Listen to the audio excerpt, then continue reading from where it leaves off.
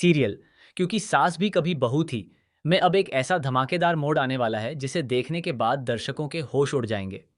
कहानी अब उस पड़ाव पर पहुंच चुकी है जहां हर रिश्ता टूटने की कगार पर नजर आएगा और कई ऐसे राज सामने आने वाले हैं जिनकी किसी ने कल्पना भी नहीं की होगी। आने वाले एपिसोड की शुरुआत होती है तुलसी के गुस्से से। जब वह अपनी आंखों के सामने पार्थ को वैष्णवी के साथ बदसलूकी करते हुए देखती है तो उसका खून खौल उठता है।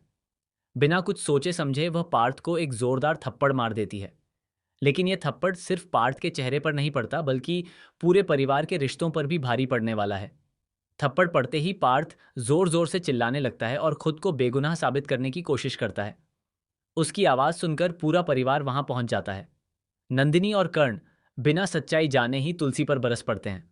नंदिनी गुस्से में कहती है, आपको हमेशा मेरा बेटा ही गलत क्यों दिखाई देता है? आपने फिर से हद पार कर दी है।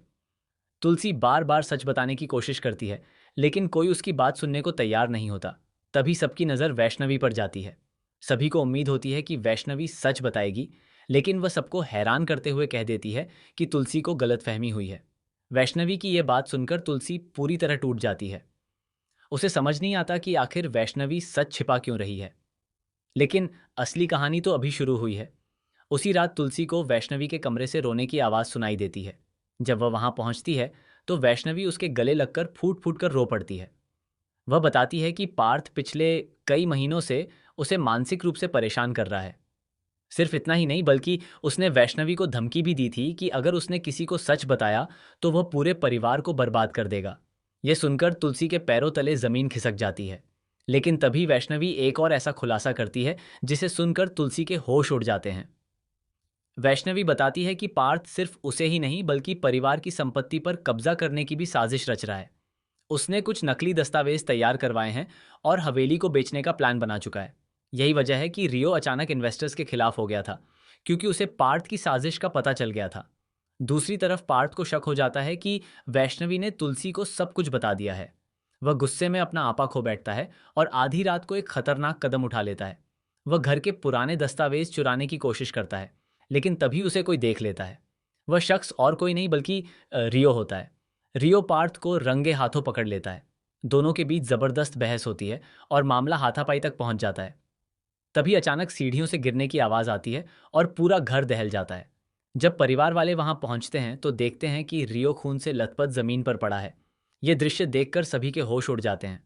नंदिनी रोने लगती है जबकि पार्थ खुद को बचाने के लिए कहता है कि रियो का पैर फिसल गया था। लेकिन तुलसी को उसकी बात पर जरा भी भरोसा नहीं होता। इसके बाद अस्पताल में एक और बड़ा ट्विस्ट आता है।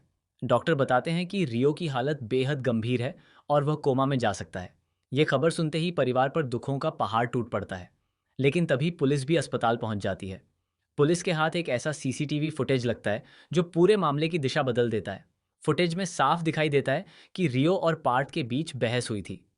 हालांकि फुटेज अधूरा होता है और आखिरी कुछ मिनट गायब होते हैं। इसी वजह से पुलिस पार्थ को हिरासत में ले लेती है। पार्थ की गिरफ्तारी के बाद नंदिनी पूरी तरह बिखर जाती है। लेकिन तभी कहानी में सबसे बड़ा ट्विस्ट आता है। घर के पुराने लॉकर से एक डायरी मिलती है। यह डायरी वर्षों पहले लिखी गई थी।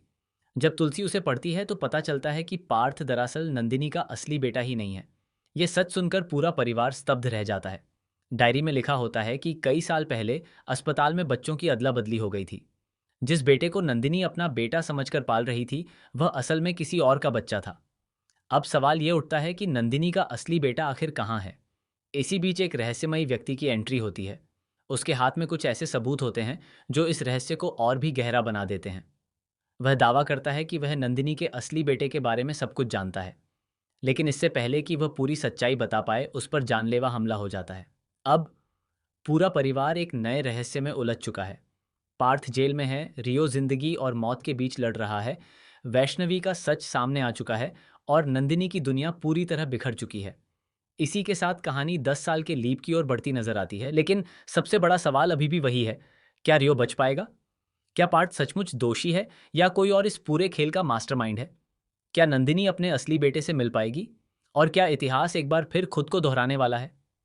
इन सभी सवालों के जवाब आने वाले एपिसोड्स में दर्शकों को चौंका देने वाले हैं, क्योंकि इस बार सिर्फ रिश्तों का नहीं बल्कि पूरी वीरानी फैमिली के अस्तित्व का खेल शुरू होने वाला है।